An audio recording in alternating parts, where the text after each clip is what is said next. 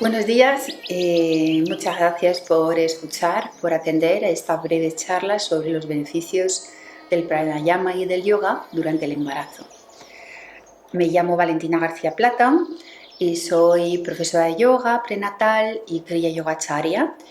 Empecé mi actividad en 2013 en Sanlúcar de Barrameda, un pueblo de la provincia de Cádiz, en España, donde la sigo desarrollando hasta ahora. Primero quiero agradecer a Susana López y a Manuel Hurtado por invitarme a participar en este congreso sobre vida prenatal organizado por la Prenatal Alliance. El tema que voy a desarrollar hoy es, por supuesto, un tema que me apasiona y que intento siempre implementar en mis clases de yoga con embarazadas. En mi práctica como profesora sigo aprendiendo de cada madre, de cada gestación, pues para enriquecer mis clases. Tengo la gran suerte de que muchas madres repiten con cada gestación conmigo y voy viendo su evolución, su comprensión, su toma de conciencia cada vez distinta en cada momento de su vida. Además de tener ese contacto con las madres cada semana, pues me enriquezco o me nutro de mi propia experiencia como madre, de la experiencia que tuve en mis embarazos, en mis partos, en mis pospartos, y eso pues me ha llevado a unas reflexiones y a unas tomas de conciencia que me han permitido unir la práctica de la meditación que yo ya desarrollaba antes de quedarme embarazada con la práctica del yoga y la meditación para la gestación y el parto. Así que os doy la bienvenida de nuevo a esta charla y vamos a empezar simplemente planteándonos cuáles son los orígenes del yoga prenatal. Todo el mundo sabe que los orígenes del yoga se remontan a varios milenios, aunque pocos saben que los escritos que describen el Hatha Yoga, es decir, el yoga tal como lo consideramos hoy en una clase grupal, pues esos escritos, datan solo del siglo XV. En esa época se sale a la luz el Hatha Yoga Pradipika, que dicta en sánscrito las instrucciones para entregarse a la práctica del yoga y responde a la necesidad de fijar en un libro, de fijar por escrito una enseñanza que se transmitía por vía oral de maestro a discípulo. En este manual se recoge lo que hoy reconocemos como el vocabulario propio del Hatha Yoga.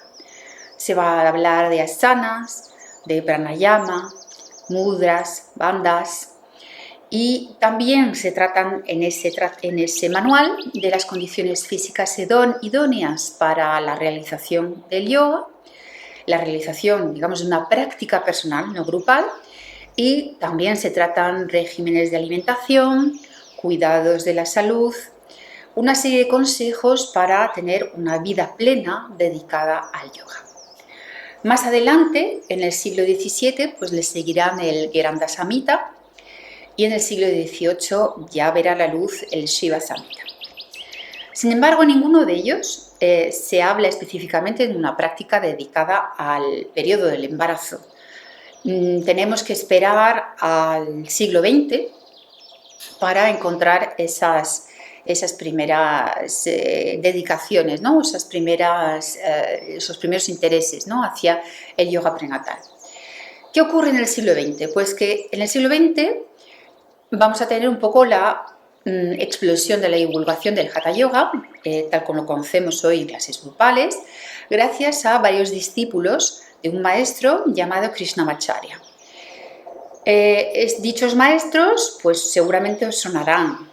Reconoceréis el Yoga Iyengar de BKS Iyengar, el Ashtanga Yoga de Patabi Joyce, el Yoga Sivananda de Swami Vishnu Devananda, tres de los grandes maestros que han servido para difundir el yoga no solo en el subcontinente, no solo en India, sino también y sobre todo fuera de sus fronteras, en lo que llamaríamos hoy Occidente, Europa, América del Norte y también América del Sur. Además de estos grandes maestros, podemos contar también desde la primera mitad del siglo XX, desde los años 20, la difusión de lo que llamaríamos la filosofía o las enseñanzas filosóficas que atañen al yoga a través de la llegada de Vivekananda y después de Paramahansa Yogananda a Estados Unidos. Ambos van a conseguir con la difusión a través de charlas, pero también de escritos, que se logre una difusión de toda, digamos, la cultura que existe alrededor del yoga. Como vemos, son muchos los nombres, son muy diversas también las escuelas, que van a dar un giro radical a la difusión del yoga, porque ya, pues tal como se practica hoy, se difunde a gran escala, se practica a gran escala, y en los últimos años, por ejemplo, los días 21 de junio, pues se ven como plazas enteras, explanadas enteras en grandes ciudades están ocupadas por practicantes de yoga. ¿Qué ha propiciado también todo eso? Pues que India lograse su independencia en 1947 y ha contribuido a que el yoga, incluso desde India, se considere un imán para todo tipo de población allí. Ya no solo son eremitas que van a transmitir de maestros a discípulos una disciplina, sino que también allí se van a dar clases grupales, se van a dar formaciones, se van a hacer una serie de peregrinajes, retiros, que van a alimentar también toda una economía propia del país. En este contexto, pues el yoga perinatal se da a conocer o se expande primero en Occidente, en la segunda mitad del siglo XX, con personalidades como Frédéric Leboyer. Frédéric Leboyer es un ginecólogo francés, obstetra también, que viaja a India a finales de los años 60 y descubre una serie de disciplinas que le van a permitir desarrollar una nueva atención a las madres embarazadas. Va a descubrir, por ejemplo, es el gran divulgador del masaje Shantala, de lo que llama él el masaje Shantala, que es simplemente los cuidados ayurvédicos, el masaje ayurvédico que se da a los bebés en India.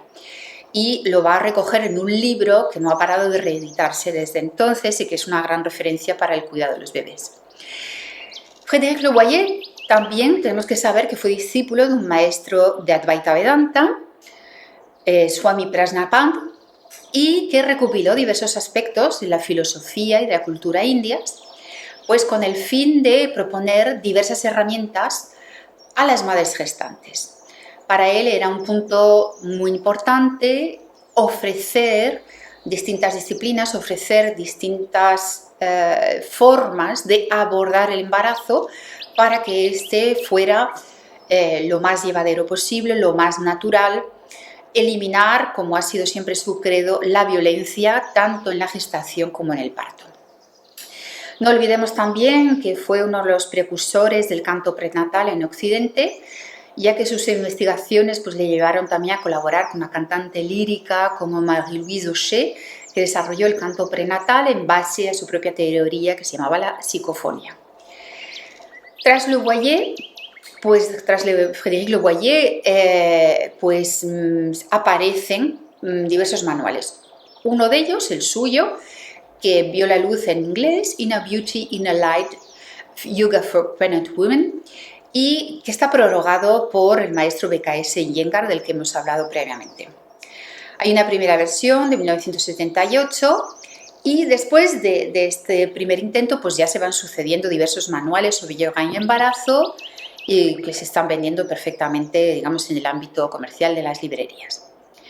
Muchos de ellos pues, van a ser un compendio donde se va a adecuar técnicamente las posturas más habituales que encontramos en la práctica de Hatha Yoga a la gestación. Se va a adecuar a las distintas semanas de gestación, los distintos periodos de la gestación. Suele dirigirse principalmente a madres que ya son practicantes de yoga y que ya tienen un conocimiento previo, muchas veces, del yoga. Luego, a partir de 2020, pues claro, la pandemia ha hecho explotar un poco todos estos límites y a través de vídeos, etcétera, pues ya se ha difundido el yoga prenatal a través de otros medios que no son solo la publicación de manuales. En todos estos manuales, como decía, pues también, además de las prácticas de asanas, las prácticas de posturas, pues se suelen añadir recomendaciones de alimentación. A veces esas están basadas en las recomendaciones que hace en la Ayurveda, la medicina tradicional india, para el embarazo, o también se dan indicaciones de salud occidental, digamos, apoyadas por profesionales, ¿no? Matronas, enfermeras, ginecólogas, etcétera, que van a recomendar desde su propia práctica, pues la práctica del yoga, la realización del yoga. Sin embargo, vemos que tenemos una serie de manuales, una serie de canales de difusión de ese yoga prenatal, pero lo que no ha variado ni para el yoga prenatal ni para el yoga moderno es lo que tiene que ser o lo que es la definición primigenia del yoga. La definición de referencia, la que glosan casi todos los maestros y que se remonta a bastantes siglos atrás, diría que 2 milenios, y que va de la mano en realidad de la meditación. Entonces, nos podemos preguntar, ¿el yoga y la meditación van unidos? ¿Por qué es importante la meditación en el embarazo? ¿Por qué no solo practicar yoga? El yoga en su tradición siempre ha estado unido a la práctica de la meditación. De hecho, se considera que el primer manual de referencia sobre yoga, si obviamos incluso el Bhagavad Gita, que a veces se considera realmente como primer manual, pues son los Yoga Sutras de Patanjali. Este texto pues sale a luz en el segundo siglo antes de Cristo y contiene unos 196 aforismos que resumen un compendio de toda la sabiduría del yoga, toda esa sabiduría que se pudo transmitir de forma oral. Son los fundamentos filosóficos que nunca se disocian de la práctica. Eso es lo propio del yoga. No hay una teoría y una práctica, sino que todo se practica, todo se pone en práctica, válgame la redundancia, y nada se separa. No hay una filosofía por un lado y una ejecución por otro. En sus páginas vamos a encontrar la definición del yoga desde el primer sutra, Yoga Chitta Vritti Nirodha. Aquí estamos en el sutra primero, en el segundo versículo, y a continuación me voy a basar en las explicaciones que ofrece mi maestro Swami Shankarananda Giri en su glosa. Él va a definir Chitta como la conciencia o la capacidad de despertar, Vritti como las acciones y Nirodha como el acto de controlar o de detener. De esta manera, pues el propósito del yoga es detener las acciones de Chitta. Chitta gobierna el cerebro, la acción de ver, de moverse, todas las funciones motoras, así como el hecho de entender los conceptos mentales, la actividad mental, los pensamientos, el intelecto y asimismo el ego.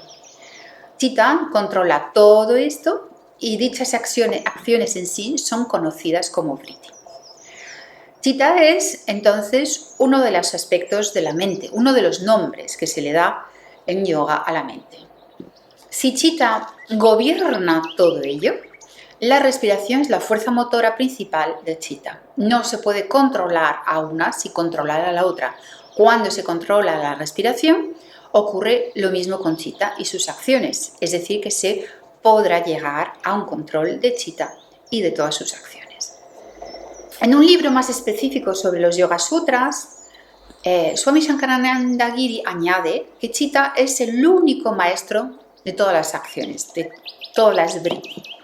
Chitta en sí está del todo en quietud físicamente sin funcionar, pero son las acciones, las vritti, las que la ponen en funcionamiento y por eso se debe ejercer un control indirecto sobre ellas desde el yoga sobre Chitta y desde Chitta sobre las vritti. Los Yoga Sutra pues conciben el yoga como una de las disciplinas para la mente. No lo expone como una disciplina física, sino como una disciplina para la mente, ante todo. Un cauce para minimizar las fluctuaciones de la mente y por consiguiente para no depender, para liberarnos de los estados cambiantes de la mente. Claro, cabría preguntarse, pero ¿una madre gestante que se prepara con el yoga necesita realmente calmar su mente? Y diría que en realidad lo necesitamos todos, estemos gestando o no. El embarazo no suele ser un viaje tranquilo, ni siquiera la vida misma. El embarazo es un momento en el cual pues, es más difícil mantener una mente siempre ecuánime. Las pruebas médicas, por ejemplo, someten a las madres siempre a unas expectativas, estará todo bien, luego pues también los cambios de nuestros cuerpos siempre nos van a generar dudas. ¿Será normal lo que siento? ¿Este dolor es normal? ¿Por qué me pasa esto? Etcétera. Son una serie de preguntas que vamos a hacer y que van a generar, por supuesto, distintos estados emocionales. Y por último, pues está el parto. Y el parto va a acarrear también grandes expectativas. Pues, por ejemplo, lo común en nuestra sociedad más actual, pues no queremos sentir dolor, deseamos que sea lo más rápido posible y luego, dependiendo de nuestra educación, de la formación que hayamos recibido para ese parto, pues vamos a aspirar a un parto más natural, un parto más medicado, cuando podemos elegir. Pues en este contexto, cada novedad, cada decisión es una fuente de dudas, de miedos, de emociones totalmente diversas, singulares, que inundan la mente de la madre gestante. De hecho, cuando llegan a mis clases, traen sus preguntas con ella, la ponen sobre la mesa, ¿no? La ponen sobre la esterilla y muchas veces quieren cotejar lo que se les ha dicho en la consulta de la matrona, de la ginecóloga, o quieren cotejar también los conocimientos que se han podido transmitir en el propio seno de la familia, ¿no? Necesitan de alguna forma desglosar todo ese conocimiento y poder asimilarlo. Y claro, ¿qué pasa? Que en cada clase, pues mi conocimiento pues va a ser limitado. Y mis respuestas también van a ser limitadas por mucho que me quiera informar y por muy amplio sea el alcance de mis conocimientos. Sin embargo, la calma, la estabilidad a la que podrán acceder mientras dirigen su conciencia por su cuerpo, en las posturas, mientras dirigen su conciencia a la respiración, mientras establecen la respiración consciente, pues todo ese beneficio siempre será muchísimo más útil y mucho más inconmensurable que un conocimiento intelectual limitado. Ese conocimiento intelectual además nunca se sacia, siempre necesitamos más, siempre tenemos más preguntas, y sí, y son una verdadera tortura para las madres gestantes. Pero gracias al yoga, gracias a la respiración consciente, gracias a la meditación, la mente se puede acallar por un momento y se puede encauzar. Se puede encauzar mediante la respiración. ¿En qué dirección? Pues hacia la paz y hacia la conciencia. Entonces, por todo ello os preguntaréis qué hay del aspecto físico del yoga.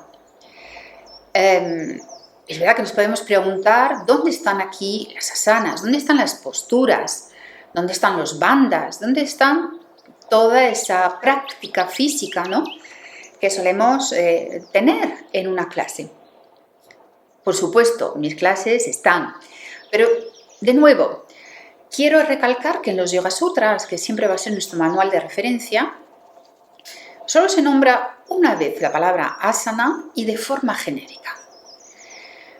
Como asana quiere decir asiento, en este contexto la palabra se va a referir más bien al lugar mental, por así decir, a la perspectiva desde la cual percibimos, pensamos, actuamos.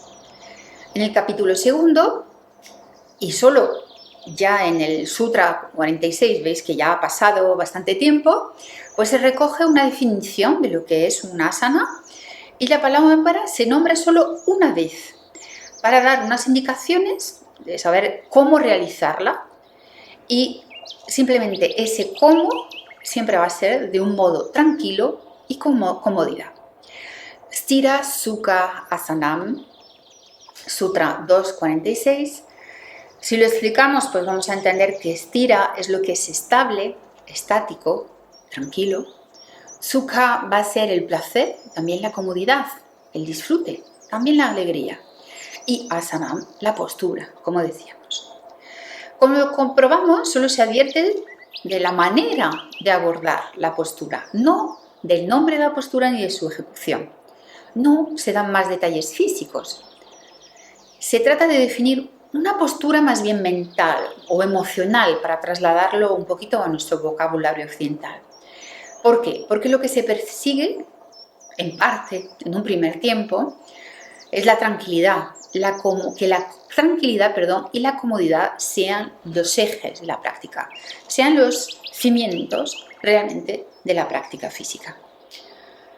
No hay requisitos de preparación previa, tan solo tener el propósito, y eso es lo más importante, el propósito, la intención de buscar, de fomentar la calma, la estabilidad y la comodidad.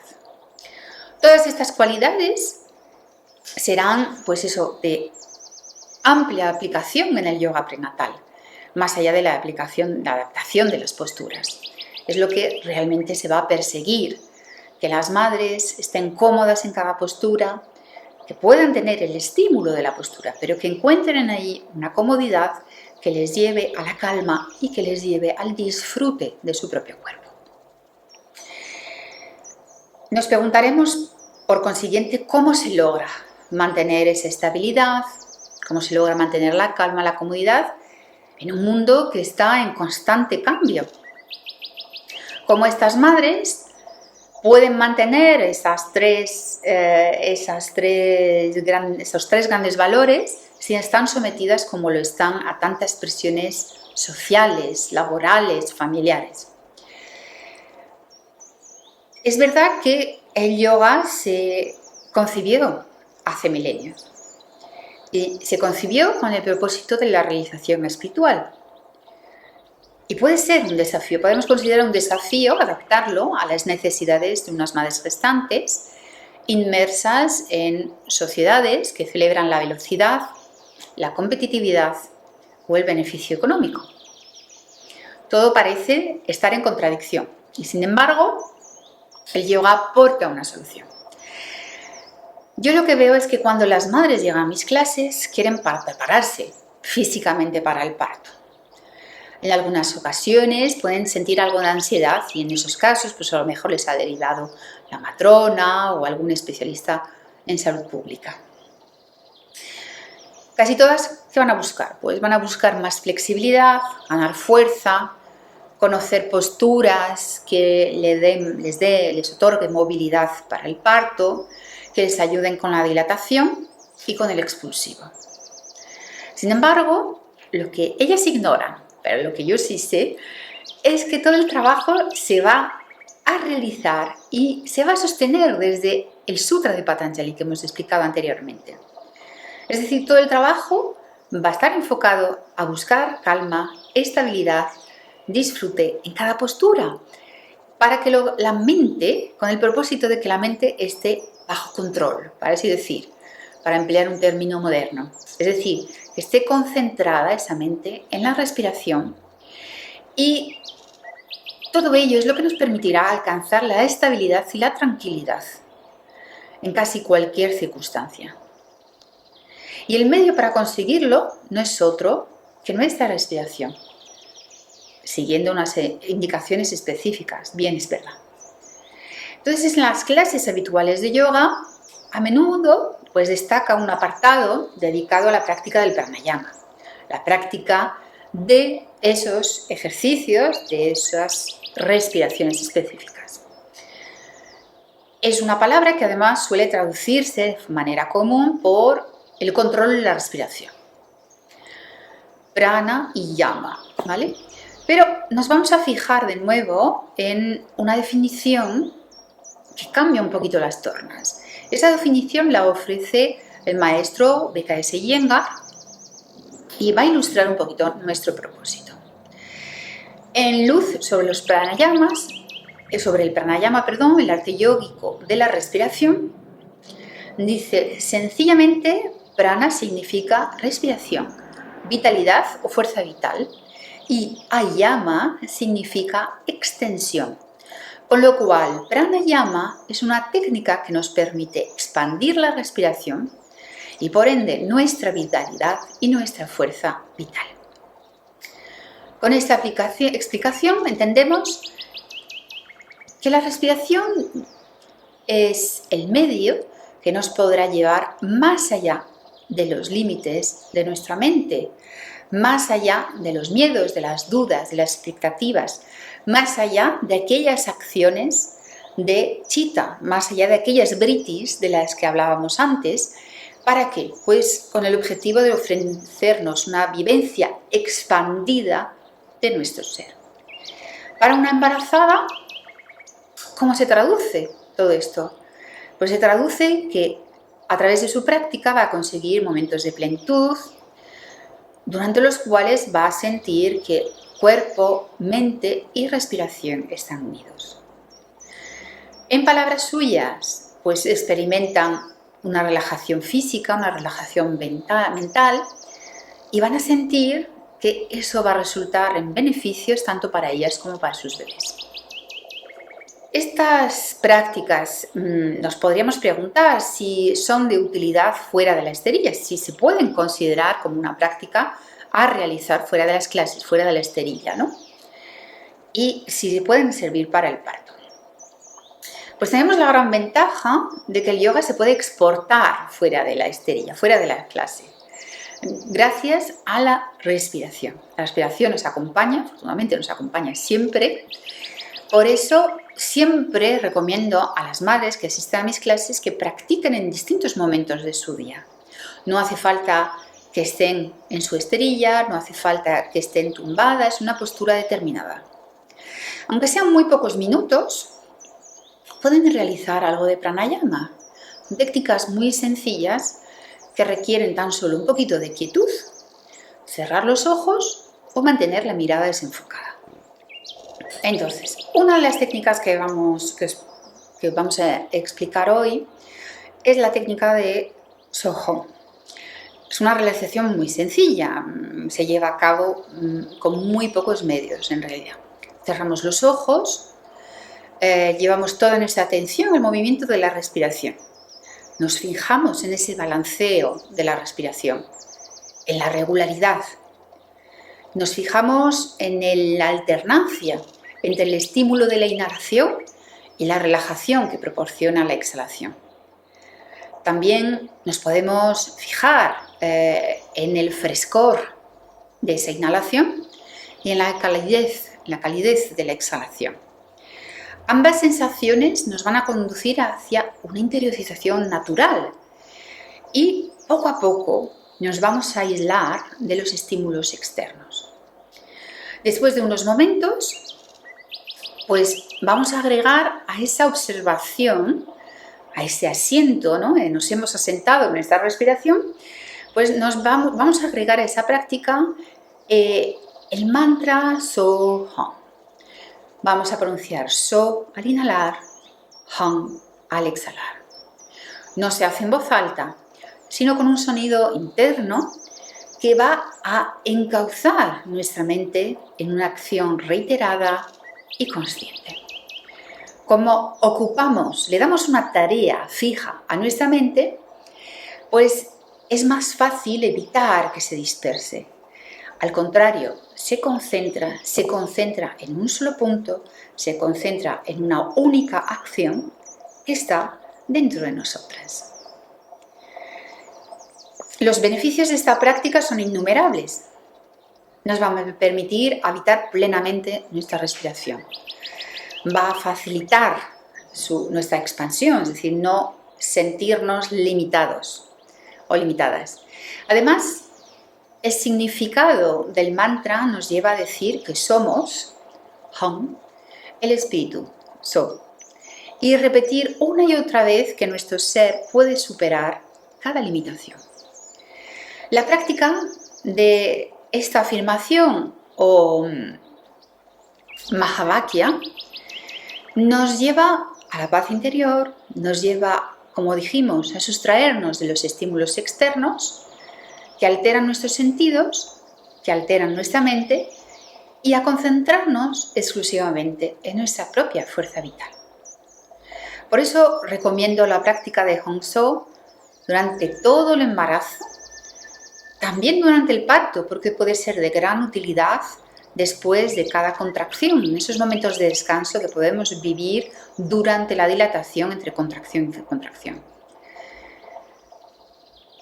Luego, esa práctica también se puede llevar a cabo en pareja, se puede llevar a cabo con la persona que nos acompaña, tanto durante la gestación como durante el parto. Eso va a facilitar que las personas que estén a nuestro alrededor o la persona que nos está acompañando pueda armonizar su respiración y su mente junto con la de la madre. Tras ese breve momento de práctica que hemos recomendado, nos podemos imaginar lo beneficiosa que puede resultar para una madre gestante. Por su parte, el bebé va a sentir distintos cambios también. Va a sentir que las pulsaciones del corazón de la madre se ralentizan y va a resultar también beneficiándose de la vagotonía que se va a instaurar en el cuerpo de la madre. Y eso en cualquier momento del día, porque normalmente esa vagotonía siempre va a ser más en el momento del sueño, del descanso. Pues si practicamos Hongso en cualquier momento del día, vamos a instaurar o restaurar sus beneficios, la vagotonía, en cualquier momento. La madre va a poder incluso paliar parcial o completamente los efectos de un sueño que puede ser más irregular o más complicado por los cambios de su cuerpo. También va a disminuir su frecuencia cardíaca por la mejora del funcionamiento del miocardio y van a aumentar las secreciones del aparato digestivo. Todo eso es simplemente una pincelada de todos los beneficios que se puede conseguir con esta práctica. Como podéis comprobar, el yoga y el yoga prenatal no solo se limita a la esterilla, no solo se limita a una serie de posturas, a una secuencia determinada. Va mucho más allá.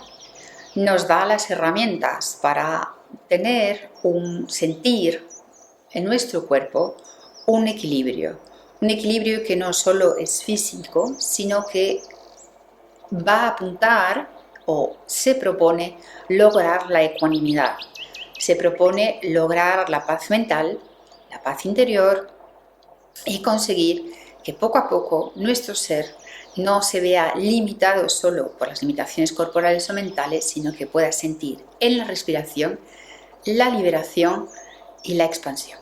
Muchas gracias.